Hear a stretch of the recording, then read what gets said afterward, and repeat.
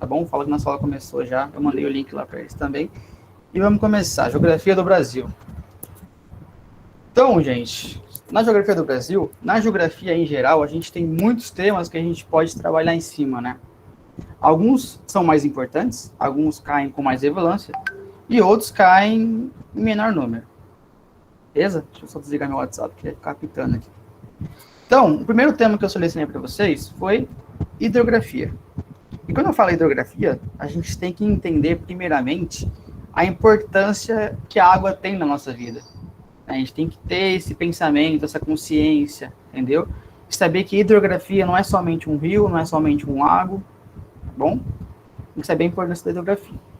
Então, aqui eu poderia falar, tipo, de início para vocês, da questão dos biomas, dos estados, das regiões, eu poderia falar do relevo brasileiro, mas como isso não cai tanto, eu preferi pegar algumas partes mais específicas.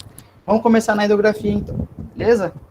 Qualquer dúvida, vocês podem me interromper, pode falar, lembrando que eu não vejo o chat, mas eu consigo escutar o barulho da mensagem. E é isso. Bacias hidrográficas, né? O que é a bacia hidrográfica? Qual é a importância dela? Quais são as vantagens? Quais são as desvantagens? Então, nada mais é a bacia hidrográfica do que um conjunto de rios e seus afluentes que vão banhar uma determinada região. Beleza? Maravilha. Qual que é a importância dessa bacia hidrográfica ou das bacias hidrográficas? Nada mais é, né, que banhar, fazer, né, esse abastecimento da água, né, permitir que determinados seres vivos consigam ter acesso a essa água, né? Não somente seres vivos, mas como solos também vão precisar dessa água, né? A gente pode pegar vários exemplos ao longo do nosso território brasileiro. Então, a gente tem um bom exemplo lá na Amazônia, né? A Amazônia, que a gente sabe que é uma região que chove muito, é uma região muito úmida, é uma região que a gente vai ter em um determinado espaço, né, de localização, uma região que vai ser muito fértil, vai ter um solo muito fértil, e uma região que vai ser uma região alagada, uma região que não vai ter um solo fértil. Beleza? Maravilha, então. E quais são as desvantagens, né? Porque nem tudo é bom nesse mundo. A gente vai ver mais pra frente. Então, primeiramente, a gente tem que saber que as bacias, elas são classificadas, né? São classificadas de acordo com alguns fatores para facilitar a nossa identificação. Beleza? Então, a gente pode classificar, primeiramente, de acordo com o escoamento da água, né? Então, os rios, principalmente, eles podem ser perenes. O que é o rio perene, professor? O rio perene é um rio que ele está sempre lá. Passa a estação de ano, passa meses, passa chuva, passa sol. Os rios estão sempre lá, do mesmo jeito. Beleza? A gente tem os rios intermitentes. O que são os rios intermitentes, professor? São aqueles rios que eles vão aparecer em determinada época do ano e em outra época do ano eles vão desaparecer, né? Seja por uma seca, seja por um rio ter congelado, né? Então, são aqueles rios que aparecem em uma época do ano e em outra época eles desaparecem, beleza?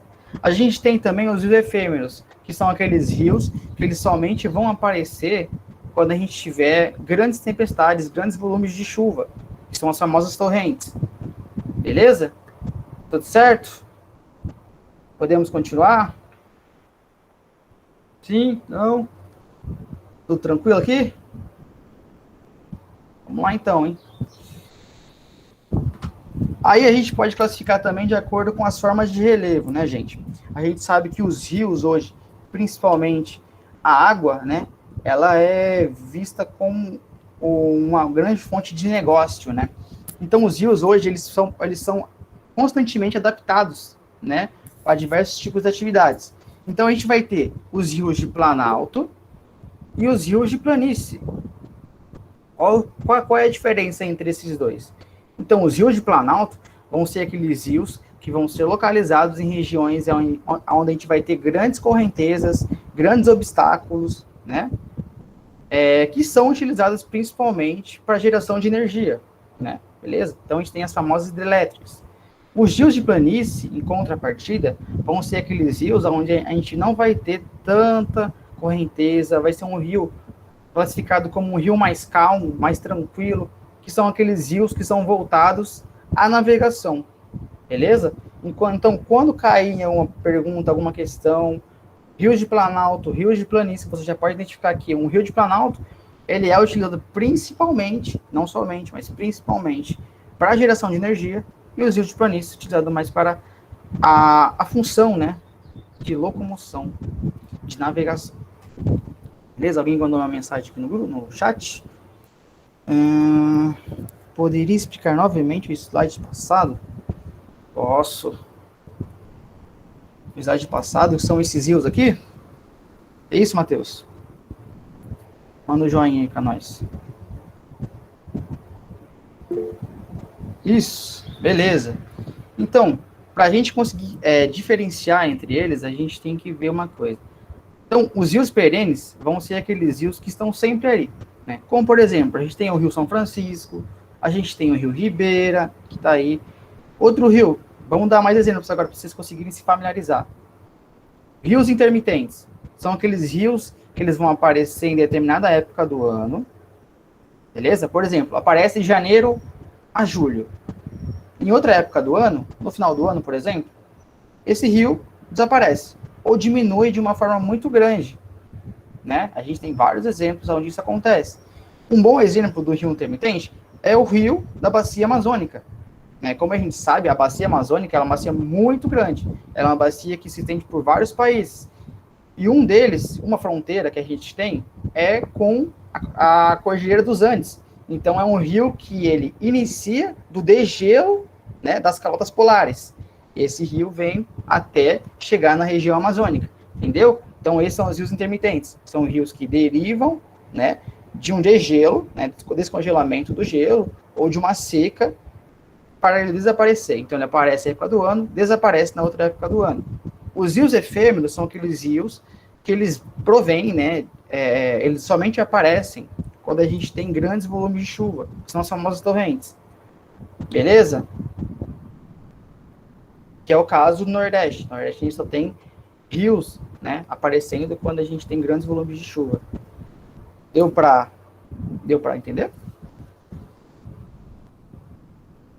Tudo certo, gente? Tudo claro?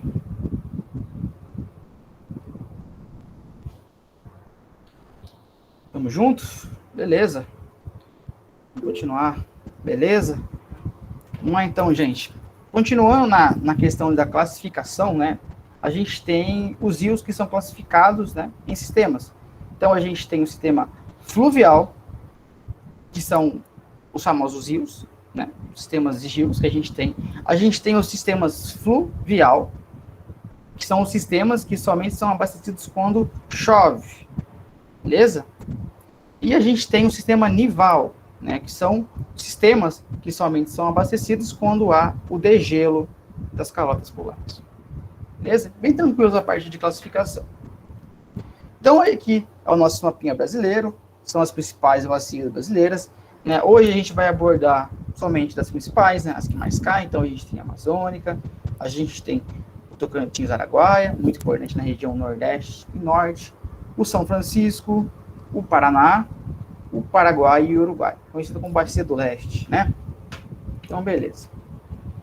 Começando, então, aqui na região amazônica, né, da Bacia Amazônica. A Bacia Amazônica, ela é um rio perene, né? Então, é um rio que está lá quase o tempo todo, mas ela também pode ser um rio intermitente, por quê? Porque é uma região muito grande, né? Então, dependendo da região que a gente está falando da Amazônica, ela pode ter diversos tipos de interpretações, beleza? A Bacia Amazônica é a maior bacia hidrográfica do mundo, né? Como já falei, ela se estende por diversos tipos de terras de países vizinhos, né? Ela faz fronteiras com vários países, não só da América Latina, mas como da América Central, né? Ela é vista também como uma grande via de transporte para os outros países, no ponto de vista comercial, né? Então, ela é um rio que também favorecia as navegações, e também é um rio que tem um grande potencial hidrelétrico, porque é uma região que a gente tem diversos tipos de planaltos, beleza? Então, essa é a nossa bacia amazônica. A gente tem a bacia do Paraná, né? Como a gente sabe, a região sudeste, principalmente, é uma das regiões mais industrializadas do nosso país, né? Alguém mandou uma mensagem? Gente, nada? Beleza. Então, a gente sabe que é uma das regiões mais industrializadas do país, né? As suas nascentes, elas provêm ali da região sudeste e vai separar as terras ali do Mato Grosso do Sul e do Paraná, né? Que a gente tem aqui a região do Mato Grosso do Sul, a região do Paraná fica aqui, né? Mas essa bacia vai se estender por todo esse território do Sudeste e Sul. Né? Nessa região a gente vai ter uma das maiores produções de hidrelétrica do país, né? Também é a região onde a gente vai ter a famosa usina de Itaipu, né? Eu acho que vocês conhecem, que é uma usina, né, mundialmente conhecida, né, que tem, né, de posse de poder 3 países, né, Brasil, Paraguai e Argentina. A gente tem também a bacia do Uruguai, que fica aqui na região sul, né, a região do Uruguai aqui. Então, é formada pelos seus principais rios, né, que é o rio Uruguai e o rio Tucurunuí. Mas o principal é o Uruguai, né? Formado pelos rios Canoas e Pelotas, né? Que são rios característicos daqui do Rio Grande do Sul. Ela possui uma das maiores relações quilômetro-energia. O que isso quer dizer? Quer dizer que ela tem um grande potencial de produção energética em um pequeno espaço de território. Um pequeno espaço. A gente sabe que o Uruguai é um país pequeno, né? Só que ele possui grande potencial, né? Dentro dos seus rios, dentro das suas bacias. Beleza? Essas águas também, elas possuem uma grande importância agrícola, porque como a gente sabe, a região sul hoje, ela vem se intensificando muito grande no ponto de vista agrícola. O sistema agrícola brasileiro vem crescendo muito, mas a região sul vem se intensificando muito no ponto de vista frutífero, que a gente vai ver mais pra frente. Aí a gente tem também a bacia do Paraguai, né, região do Paraguai. Ela é famosa também por ser uma bacia muito favorável à navegabilidade, né, então facilita muito essa questão da fronteira Brasil-Paraguai, que a gente sabe que é uma fronteira que intensifica muitos tipos de negócios, né, produtos, né.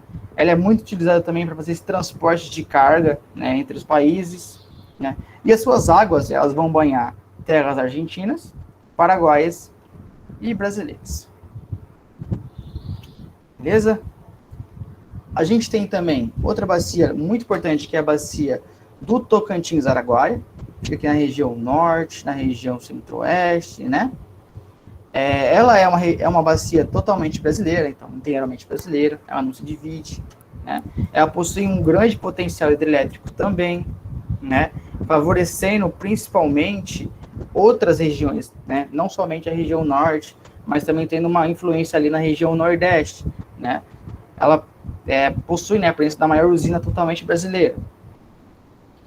A gente tem a bacia do São Francisco, que é conhecida como Velho Chico, né? Essa bacia em particular, que eu deixei por último, ela possui uma grande importância do ponto de vista político, econômico e social. Por quê? Por esse político, econômico e social. Porque ela se localiza principalmente numa região muito estratégica, é a região Nordeste. Então a gente sabe que a água para a região Nordeste, ela tem uma extrema importância, né? Visto que é uma região que não provém de grandes volumes de chuva. Beleza? Então a gente tem que entender que essa bacia, ela é vista como um negócio muito importante, né? Porque por mais que a gente não tenha grandes volumes de chuva, essa bacia é a bacia que vai abastecer grande parte do território nordestino, né? Então a gente sabe que o Nordeste, ele é visto como uma região que tem grandes regiões de solo fértil, então tem regiões que podem ser utilizadas para agricultura, né, para grandes negócios, mas também tem uma outra região, que é conhecida como a região do sertão nordestino, que não favorece muito esses tipos de negócio. Por quê? Porque é uma região mais seca, é uma região que provém, né, essa queda, né, de qualidade na questão do solo. E a bacia do São Francisco, ela é vista com um grande potencial por isso, porque diversos tipos de a política, ela é utilizada muito para isso, como um negócio, né? A bacia é usada como um negócio, porque muitos querem ter essa bacia, né? Mas poucos têm essa bacia. É isso que a gente tem que entender. Por exemplo, o sistema de abastecimento dessa região, ela é legal? ela é igualitária? Ela vai para todos? E a bacia é uma bacia grande, ela comporta, assim, grande volume de chuva, grande volume de água. A gente não tem um grande volume de chuva, mas ela é capaz de abastecer grande parte da população nordestina, certo? Maravilha. E por que essas pessoas passam sede, né? Ficam com grandes períodos de estiagem, né? Então, é uma coisa a se pensar, né? É uma coisa que eles gostam muito de colocar em prova, gostam de colocar em poemas, em músicas, né? Que retratam a vida do sertão nordestino. Beleza? Maravilha. Então, agora a gente vai entrar em outro teminha, que é a urbanização. Alguém mandou alguma coisa? Vocês estão tranquilos? As usinas de Xingó e Paulo Afonso estão localizadas do Tocantins? Se eu não me engano, sim, Giovana. Elas estão localizadas, sim, na região do Tocantins, Araguaia. Beleza? Mas eu posso te confirmar isso depois. Então, vamos entrar agora num segundo tema, que é o tema da urbanização, para a gente conseguir fazer tudo ali com um tempinho, né? Então, a urbanização, ela foi um período muito importante, né? Quando a gente fala de urbanização, no ponto de vista brasileiro, porque o Brasil, ele sempre foi um país que ficou atrás ali dos seus países vizinhos, né? Ou dos americanos, ou dos nossos amigos europeus. Né? Então, a gente tem que entender primeiro o conceito de urbanização, né? Conhecer um pouquinho do contexto histórico no período em questão que a gente está falando, como foi, quando foi, alguns conceitos, e os principais problemas urbanos é o que a gente vai falar agora. Beleza? Então, conceitinho, né? O que é urbanização? Então, a urbanização nada mais é, né? Quando, né, a maior parte da população brasileira vai se concentrar nas cidades. A gente sabe que teve um período em que as pessoas viviam mais no campo, né? Isso devido, né, às condições que a cidade não oferecia na época. E esse movimento que ocorreu, a gente vai mais pra frente, mas ficou conhecido como êxodo rural, é uma coisa muito comum, cai em todas as provas, Enem, você já deve ter visto sobre isso, né? E a gente tem que entender, né, quando falam de crescimento urbano e de urbanização, que eles não são a mesma coisa, beleza? A gente tem que pôr isso na cabeça. Crescimento urbano tem a ver com o ponto de vista demográfico de uma cidade, de uma região. A urbanização já tem a ver com um conceito cultural de quando as pessoas saem da cidade, saem do campo e vêm para a cidade. Beleza? Como que isso aconteceu? Como que isso rolou? Então, tudo isso, né, foi fruto aí de uma revolução industrial. No Brasil, não. Primeiramente, essa revolução industrial ela se deu nos países ricos, né, que vieram lá no século XVIII. Então, a gente pode ver que, primeiramente, essa revolução industrial se deu, né, porque tinha, sim, uma demanda muito grande de produção, né, eles queriam sempre produzir mais, para poder vender mais, porque a gente sabe que chegou um momento, né, principalmente quando a gente fala das grandes navegações, que alguns países sempre buscavam conquistar outras terras, outros negócios, né, e a Revolução Industrial veio, né, para dar uma nova cara ao ponto de vista de demanda, né, de produto, de venda. Então, a gente pode ver que o Brasil, nesse ponto de vista industrial, ficou muito atrás dos países ricos, né? Então, a gente pode ver que nos países ricos, a gente teve a primeira revolução industrial aí no século XVIII, a segunda revolução industrial no século XIX, e a gente foi ter somente a primeira revolução industrial na metade do século XX, que foi quando a Europa teve a terceira revolução industrial, conhecido como a Revolução da Mecanização. Beleza, gente? Então, se eu estiver falando muito rápido, vocês me avisem. Beleza? Então, países pobres como o Brasil, né, e outros emergentes só vieram ter aí essa primeira Revolução Industrial na metade do século XX. E quem foi o pioneiro que pensou nisso e trouxe isso e começou a investir nisso? Foi um cara chamado Getúlio Vargas, que eu acho que vocês conhecem ele. E como isso aconteceu? Né? Então, no Brasil, né, grandes fazendeiros que tinham aí grandes posses, né, grandes terras, muitos coronéis também investiam nisso, viu, né, que começou a surgir alguns boatos de que a industrialização estava começando a chegar no Brasil, né? Foi nesse momento que Vargas foi muito inteligente, porque ele pensou como a gente vai começar a estruturar uma industrialização no Brasil, né? Então ele pensou que vamos precisar de capital, certo? Como a gente consegue capital? Na época a gente não tinha grandes produtores ou grandes economias, né? Ou grandes aliados que pudessem ajudar o Brasil. Então ele pensou somente em alguns pontos chaves, né?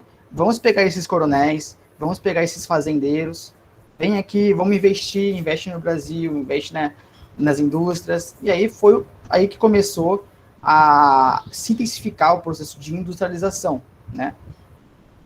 Então foi nesse momento que muitos começaram a vender suas terras, né? Foram começar a buscar, principalmente em quantidade, né? Uma mão de obra barata, né? Porque naquela região ou você vivia no campo, né? E produzia e plantava o que você queria, ou você deixava tudo que você tinha, partia para a cidade, partia para os grandes centros para tentar uma vida melhor, né? Com muitas incertezas, porque não era uma certeza de que isso iria ser um negócio de lucro, né? Por mais que nos outros países isso foi sim um grande negócio de lucro. Então, foi nesse momento que se intensificou o processo de êxodo rural, né? Que foi a migração, o movimento migratório das pessoas que vivem no campo para as pessoas que foram para as cidades. Beleza, gente? Maravilha. E como que foi essa migração aí? Como foi esse êxodo rural? Primeiramente, ele ocorreu aí de maneira concentrada, né? A gente sabe que a industrialização, ela é uma coisa muito... ela deve ser, né, uma coisa muito concentrada, muito programada. E naquela época em questão, a gente tinha somente duas potências, né? Dois estados muito fortes, que era Rio de Janeiro e São Paulo, né? E quando se pensou, primeiramente, em estruturar, né, grandes centros industriais, esse foi a região, né, que eles escolheram, que eles viam que tinha mais potencial, né? Então ele ocorreu ali de maneira concentrada, né, principalmente nas regiões metropolitanas, tanto no Rio quanto em São Paulo, né? Quando isso aconteceu? Então isso aconteceu ali aproximadamente, né, após o ciclo do café, né, foi considerado até um movimento muito rápido, porém desorganizado, né? A gente sabe que no ciclo do café a gente tinha muita questão dos coronéis, né? Essa troca de poder entre Rio, entre Minas, né, e São Paulo. Então foi um movimento muito importante que ocorreu, apesar de ser um momento muito concentrado, né? Então, nessa década de 70, que foi conhecido como a nossa primeira urbanização brasileira, né? Como eu já falei, o pioneiro nesse caso foi Getúlio Vargas. E aqui um pouquinho sobre a consolidação, né, da urbanização, a gente pode ver que na década de 40 a gente tinha ainda, em sua maioria, pessoas vivendo nas regiões rurais, né? E com o passar das décadas, né, com o passar do tempo, a gente viu que esse número foi mudando. E somente na década de 70 que as pessoas que viviam na cidade eram superior às pessoas que viviam no campo. Beleza? Então, de que forma que isso ocorreu? Como foi essa industrialização? Então, ela foi uma coisa muito intensa, como eu falei, ela foi muito rápida, muito concentrada, porém sem planejamento. Por quê? Quando a gente pensa em urbanização, quando a gente pensa em industrialização, a gente sabe que vai ser uma coisa que vai chamar muita atenção, né? Por quê? Porque tudo que é novo chama atenção mesmo, né? Eu tenho certeza que se chegar alguma indústria forte aqui na região, ou no Vale, ou aqui em Registro, McDonald's, né? A gente vai ter McDonald's na cidade. Todo mundo vai querer, todo mundo vai se aglomerar, todo mundo vai querer comprar, todo mundo vai querer consumir. E foi exatamente o que aconteceu quando as indústrias chegaram, né, nesse eixo Rio-São Paulo. Foi uma coisa muito para ontem, sabe? Uma coisa muito sem planejamento. Então a gente não tinha uma estrutura para receber essas pessoas, a gente não tinha uma infraestrutura, né, principalmente, para receber essas pessoas. Então foi uma coisa muito desordenada, uma coisa muito bagunçada. E o principal fluxo que a gente tinha nessa época era o fluxo do Nordeste, Sudeste, né? Principalmente o pessoal do Nordeste que saiu do campo para vir para o Sudeste. Maravilha? Então, como vocês estão aí? Tudo tranquilo? Tranquilo? Beleza. Gente, podem falar aí no chat, tá? Não fiquem com vergonha. Então, como que está a população BR hoje? Como que ela se concentra, né? Então, primeiramente, a gente tem o Sudeste muito forte, né? Muito presente, sua população. O Centro-Sul também ainda muito forte. O Sul, o Norte e o Nordeste ali com um grande descenso, né? Com relação aos anos anteriores. Porém, hoje o Nordeste, ele vem sofrendo uma grande reviravolta, porque a população do Nordeste hoje, ela vem voltando a crescer, né? Apesar dela estar em último, ela vem voltando a crescer, e a gente vai ver porquê disso mais para frente. Aqui alguns conceitos para vocês, né? Quando a gente pensa em urbanização, a gente tem que entender alguns conceitos importantes, né? Como metrópole, regiões metropolitanas, conurbação, megacidades e megalópolis, né? Aqui, eu não sei se vocês conseguem enxergar, mas eu vou tentar aumentar. Aí. Aqui. Alguém mandou alguma coisa? A globalização também é uma causa da urbanização? Então, a globalização, ela foi um fenômeno, né, que surgiu muito depois de uma urbanização, né? Ela é conhecida hoje, a globalização, como uma quarta revolução industrial, né? que caminha ali a passos bem curtos com a nova ordem mundial, que é o que a gente ouviu falar depois de muito tempo, né? Então, a globalização, ela veio sim para dar uma nova cara, né, para a nossa urbanização, principalmente se apoiando nos dois pilares muito fortes, que é a comunicação e a tecnologia, beleza? E a gente vai ver isso mais para frente também, tem uma aula de globalização. Vamos lá, senão eu vou gastar muito agora o tema. Então, aqui a gente tem algumas cidades, algumas megacidades, ó, Tóquio, São Paulo, né, Nova Delhi, Cidade do México, que são cidades muito grandes, muito populosas, de acordo com o seu território, né? Então, a gente já viu hidrografia, a gente já viu urbanização. Agora, a gente vai ver alguns problemas urbanos que são aí decorrentes, né, da urbanização. Outros eu coloquei porque são importantes para vocês saberem, mas os principais são aí decorrentes de uma urbanização, né? Esses problemas urbanos, eles acontecem principalmente por causa de um crescimento desordenado, né, de um país, de uma região, de uma cidade. Como eu falei, a nossa urbanização, ela foi uma urbanização muito do nada, né? Foi muito de repente. A gente não teve uma infraestrutura necessária para essas pessoas. Então a gente não tinha. O que a gente pôde ver é que as pessoas começaram a se aglomerar, muito grande. A gente não tinha emprego para todo mundo. A gente não tinha moradia para todo mundo. A gente viu que muitas pessoas começaram a ficar desempregadas. O número de pessoas que moraram na rua, em situação de rua, também foram aumentando, né? Então foi a partir daí que tudo começou a virar de cabeça para baixo, né? Então, muitas coisas que a gente consegue enxergar na nossa sociedade hoje, a gente tem que entender que não é uma coisa atual, é uma coisa que já vem de muito tempo, beleza? Show de bola?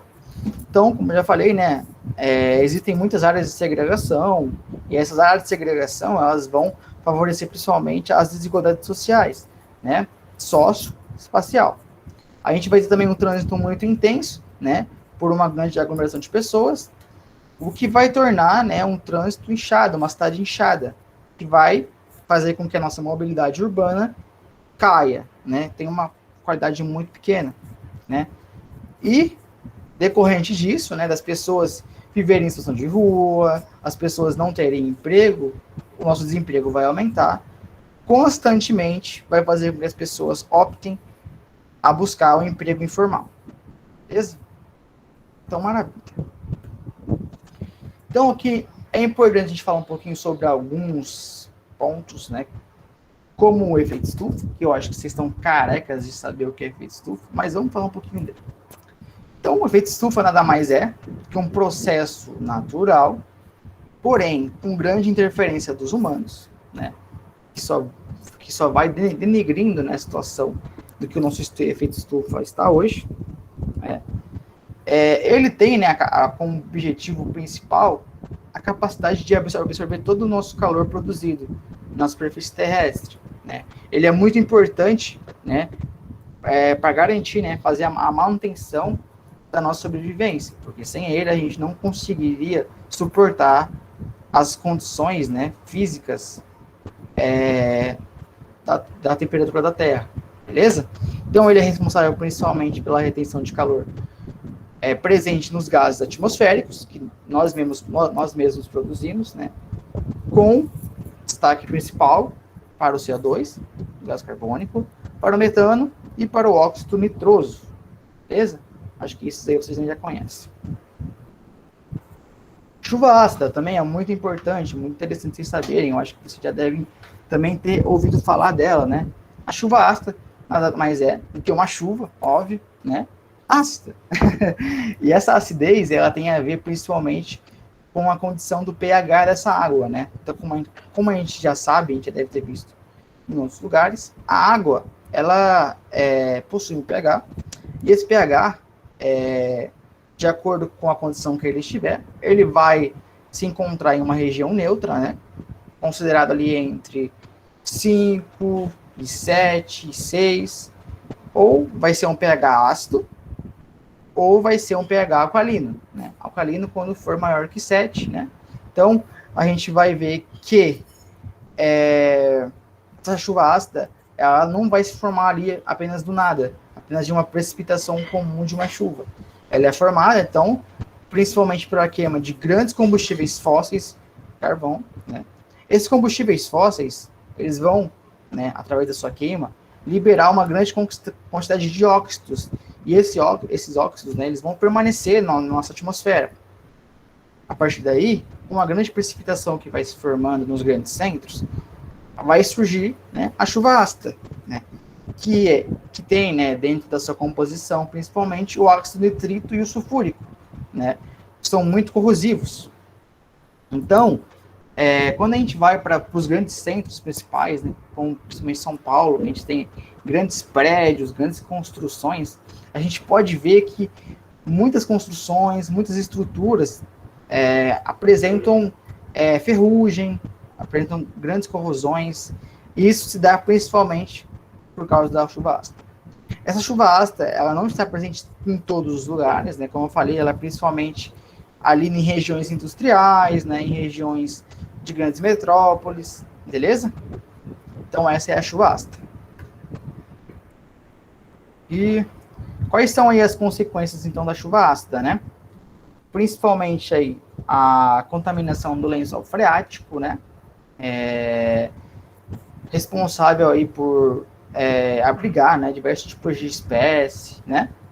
A gente tem também a destruição das florestas, que uma vez que essa água, ela penetra, né, principalmente nas raízes, né, dessas árvores, ela vai automaticamente modificar a estrutura, né, biológica dessa árvore, dessas florestas. Então, vai ter essa modificação do pH do solo, que apesar de não parecer, né, é uma superfície muito sensível a mudanças externas, beleza?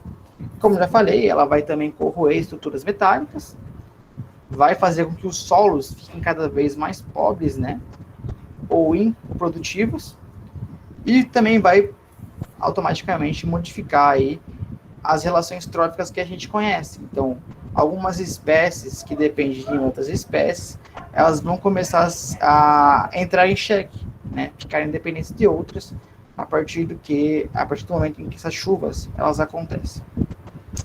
Beleza? Aqui repetiu o slide, não sei porquê. Então, a gente tem também outro ponto muito importante, que é a crise hídrica, que vocês já conhecem, né? Essa crise hídrica, ela se dá principalmente por vários motivos, mas principalmente aí pela insuficiência hídrica, né, em todo o globo terrestre, e pela má distribuição que a gente tem dos nossos governantes, né? Uma vez que a gente encontra hoje uma sociedade onde a gente vê diariamente nos noticiários, nos jornais, cidades, estados que ficam aí sem água, sem abastecimento, que precisam fazer rodízios. A gente viu até recentemente, né, a situação do Manaus, né, com vários apagões, a gente ficou agora sem oxigênio. Então, tudo isso deve sim pela questão da má distribuição, má governamentação, má planejamento, né? E a gente não pode deixar esquecer também que a água ela é um recurso universal, é um recurso muito importante para a gente. E que os seus estoques hoje se encontram muito baixos, né? Recursos que eu falo de água doce, de água potável, né? Outro ponto também que favorece, né, a esse recurso hídrico são as ausências de chuva. Hoje no Brasil a gente não pode reclamar, né? Nós somos privilegiados porque nós estamos em um território que tem constantemente períodos de chuva, né? Estamos um país tropical, então apesar das fortes temperaturas que a gente enfrenta, a gente tem grandes volumes de chuva por todo o território brasileiro. Sim, algumas regiões elas pecam nisso, né? Elas não são privilegiadas, mas principalmente nós, né, que eu falo nós, da região de São Paulo, nós somos privilegiados sim por ter grandes bacias, né, que percorrem a nosso estado e abastecem as nossas casas, e também por ser bacias perenes, né, bacias que estão lá o tempo todo e que vão ali abastecer a gente por muitos, muitos anos. Futuro. Qual é o nosso futuro, gente? Eu particularmente não sei, né? O ser humano hoje ele tem assim grandes hábitos, né, de desperdício principalmente. A gente pode enxergar isso em algumas práticas, né, que a gente tem no dia a dia, como por exemplo a gente lavar o carro com uma mangueira.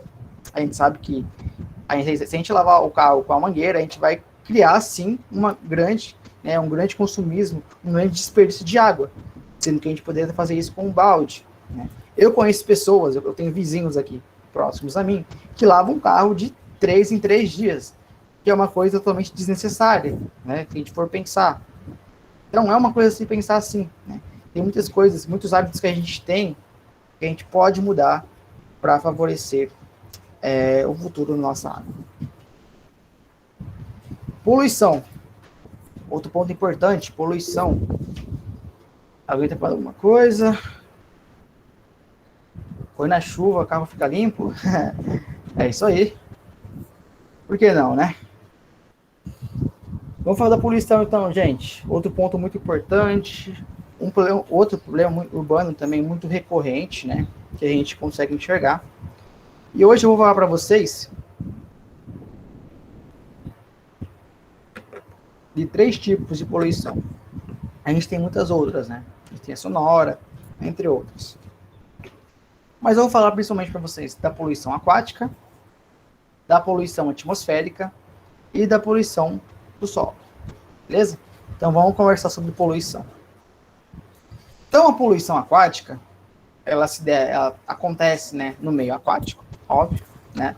E o que é importante vocês saberem, né? Não é basicamente a pessoa chegar lá, jogar um lixo e pronto.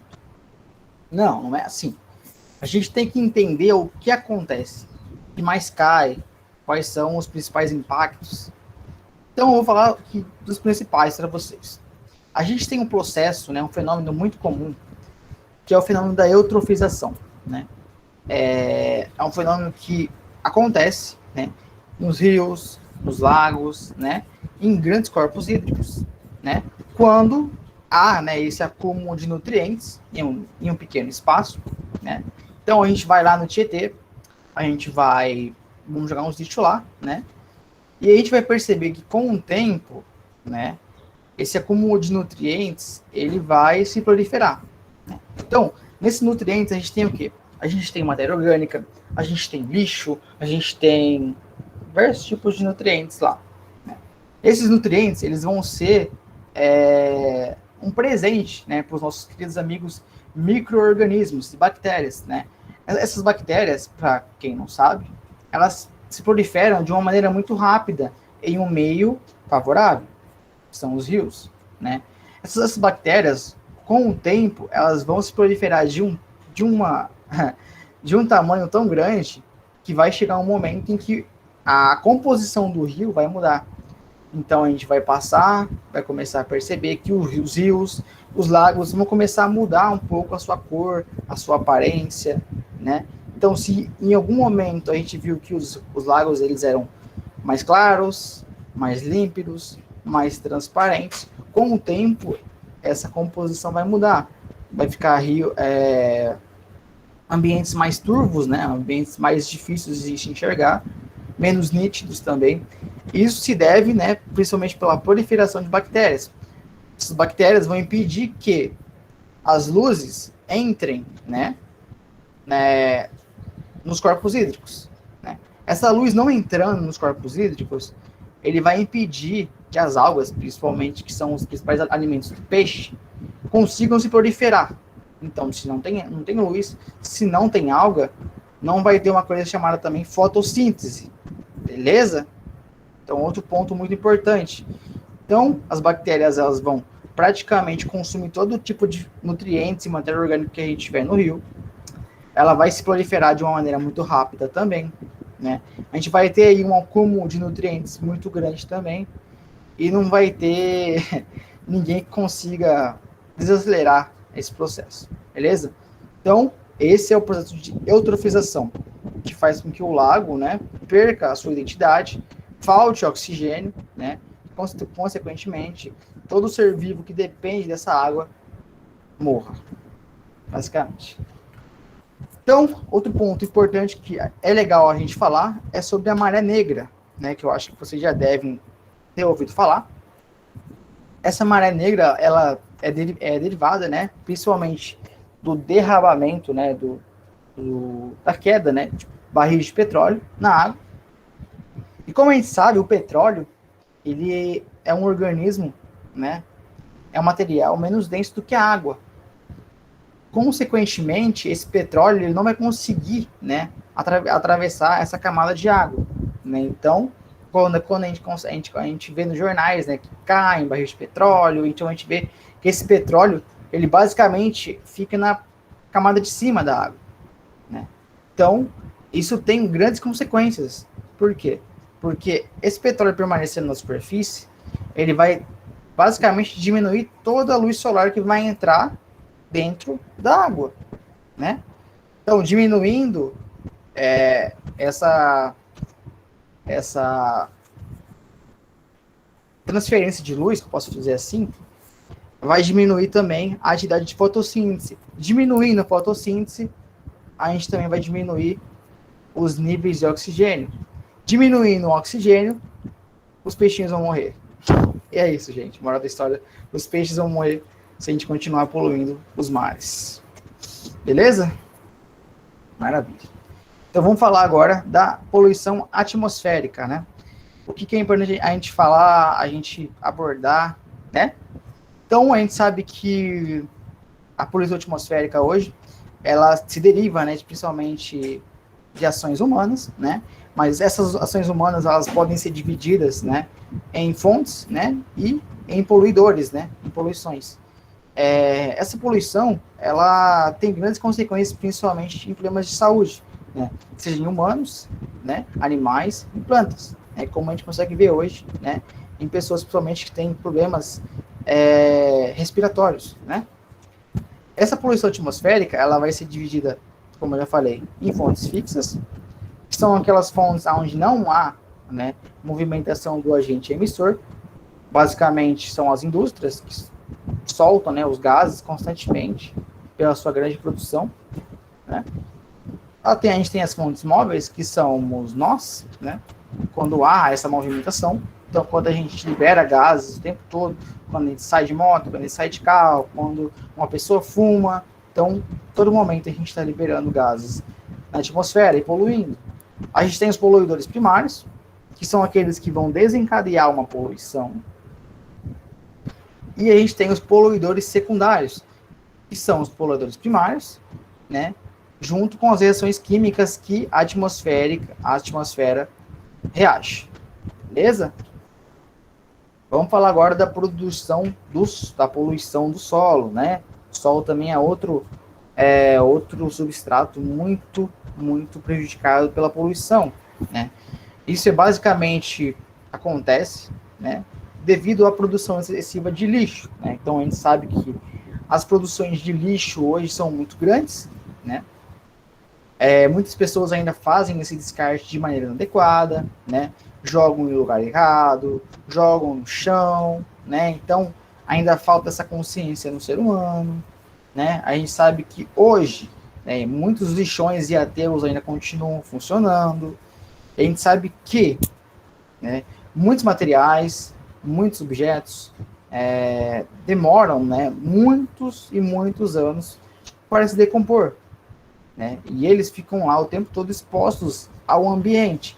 A gente sabe que, né, principalmente nos aterros, a gente vai ter objetos, a gente vai ter materiais que vão soltar com o tempo uma matéria orgânica líquida, né, que vai estar ali em decomposição. Essa decomposição vai produzir o chorume, né, que é aquela substância que tem um cheiro muito forte, que a gente conhece. Esse chorume, ele vai automaticamente, com o tempo, se infiltrando no lençol freático, né, e nos outros corpos de água, poluindo, produzindo também uma poluição aquática. Então, quando a gente produz lixo, quando a gente polui solo, automaticamente a gente tem que pensar que a gente está poluindo as águas também, os corpos hídricos. Então, todo impacto hoje tem uma consequência.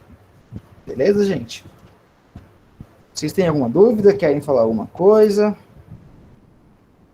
A gente vai entrar no nosso último tema de hoje.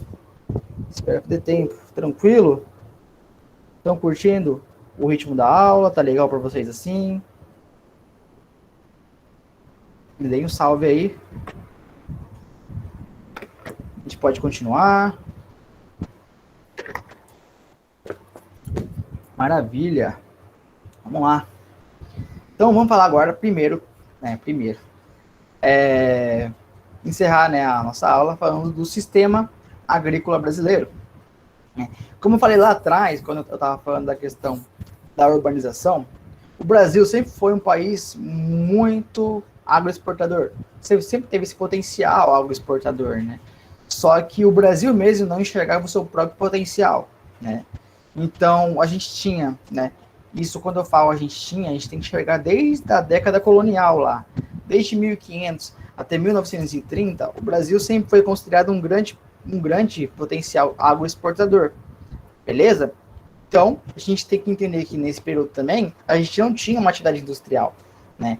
Que foi quando eu falei que quando chegou, né, as primeiras indústrias no Brasil. Então, se a gente não tinha atividade industrial, o nosso potencial agroexportador deveria falar pela gente. Então, o Brasil era conhecido por isso, né? Nessa época, a gente tinha também os latifundiários, que eram o nome, né, pelo qual eram conhecidos os grandes donos de terras, né? Então, o Brasil também sempre foi considerado por ter a maior zona agricultável do mundo, né?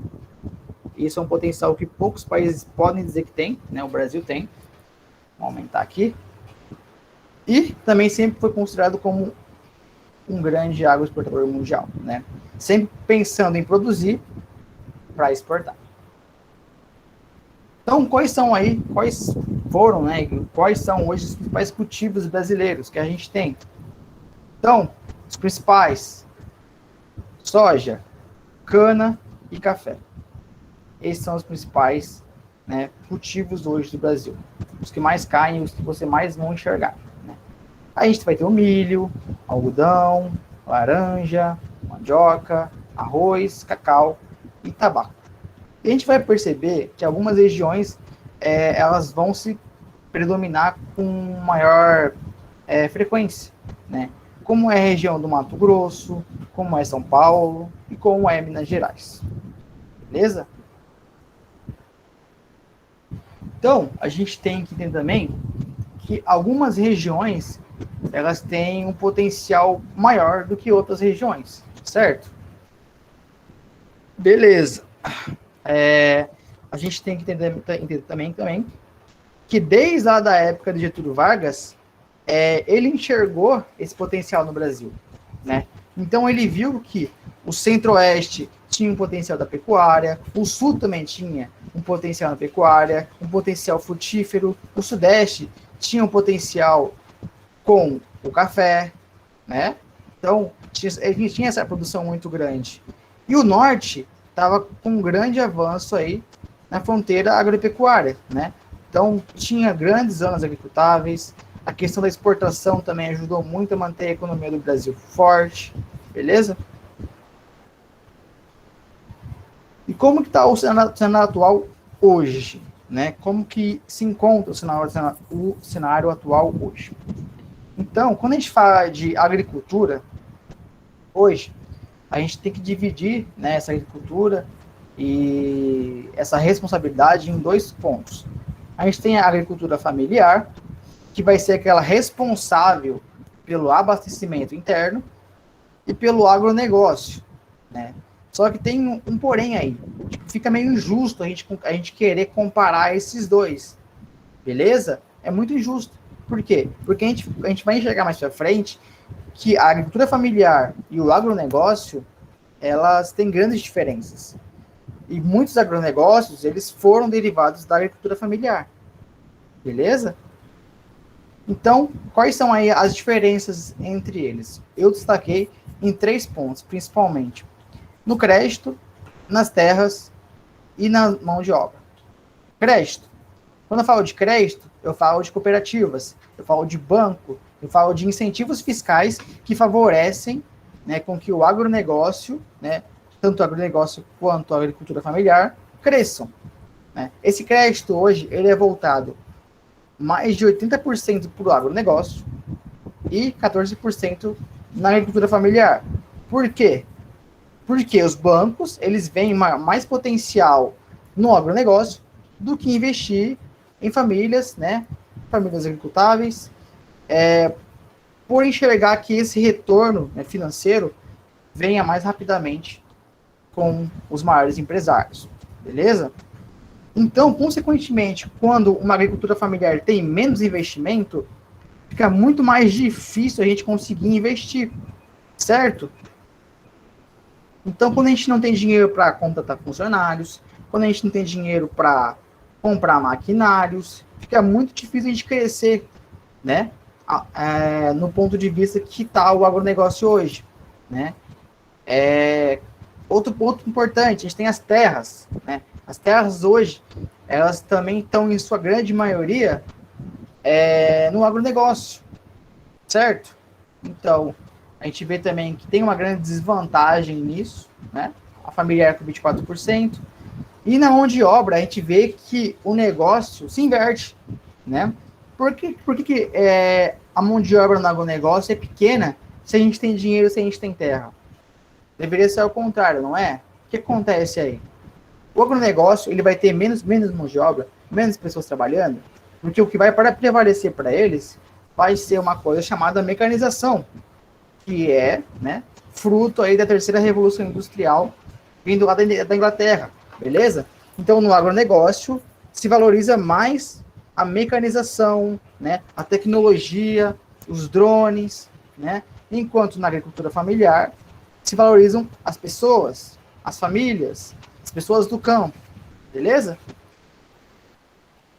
E qual que é o modelo de negócio hoje, né? Aos latifúndios, aos latifundiários, se prevalece o plantation, né? Conhecido como uma região onde tem grandes terras, né? Onde é feita a monocultura. Quando eu falo monocultura, você tem que entender que é a cultura, né, somente de um produto. Então, são produtores, são grandes empresários que investem na produção em massa de um único produto. Beleza? Então, eles não estão preocupados em produzir isso em A, B, C, em X e Y. Eles querem produzir somente um produto. Exportação é o que eles pensam, principalmente. Né? Então, produzir e exportar, produzir e exportar. Por isso, agroexportador. Agricultura familiar, o que eles se preocupam? Né? Então, eles têm pequenas terras. Eles produzem basicamente para a sua subsistência. Né? Então, eles produzem e comercializam. Produzem e se alimentam. Basicamente, é isso que gira em torno da agricultura familiar. Eles trabalham basicamente com a policultura, porque apesar de possuir pequenas terras, eles têm esse conhecimento cultural, né, de conseguir produzir diversos tipos de cultura em um mesmo local. né? Seja para consumo próprio, seja para comércio. E o seu cultivo, né, a sua cultura, ela é voltada para o consumo, mas também para a venda. Então, como eu já falei, né, a agricultura familiar hoje, ela é a principal, né, agricultura, principal fonte de abastecimento do mercado interno. Então, são eles que abastecem o seu alface, são eles que abastecem as suas verduras que vocês comem, os sacolões que tem aqui na cidade, são uma agricultura familiar, né? Aonde que a agricultura familiar é superior? Uma ótima pergunta. Aonde que ela é superior? Na maior oferta de emprego, certo? Então, se eles têm esse objetivo de produzir ao mercado interno, se eles não estão com esse pensamento de mecanização, eles consequentemente sempre vão ter uma maior oferta de emprego. Eles sempre vão estar atrás de pessoas querendo emprego, certo? Enquanto no latifundiário, a gente vai ter ali a Revolução Verde, na década de 70, né, onde vai ter uma grande modernização dos campos, principalmente trazida pelos agrônomos, né, que a gente vai ver, onde se trouxe diversos tipos de maquinários de alta tecnologia, né, favorecendo a maior produção em menor tempo, né. Então, o latifúndio ele se dá principalmente pela mecanização, mais um avanço da tecnologia, né, como suporte, e basicamente a redução de empregos. O latifúndio foi o que intensificou ali o processo de êxodo rural, onde as pessoas saíram do campo para trabalhar nos latifundiários. Beleza, gente? Então, esse foi um resumão aí do sistema agrícola brasileiro. Espero que vocês tenham entendido bem. Vocês têm alguma dúvida que vocês querem falar? A gente passou um pouquinho do tempo da professora Glau, mas deu certo. E aí? Tranquilo? O que vocês me contam? Tudo certo?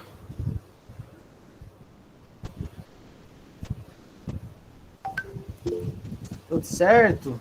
E aí, curtiram a aula? Foi bem leve para vocês? Foi maçante? Falem aí, gente. A geografia é linda. Meu Deus, ganhei meu dia agora. De boa. Amanhã vai ter revisão também ou é só hoje? Então, eu vou dar aula para vocês agora. Aí agora vai ter a aula da professora Glau. E mais tarde eu volto com vocês para encerrar o dia de hoje. Beleza? Só que aí vai ser geografia geral. Beleza, Caio? A professora Glau vai entrar aqui. Beleza. Deixa eu falar com ela aqui. Só um minutinho, gente.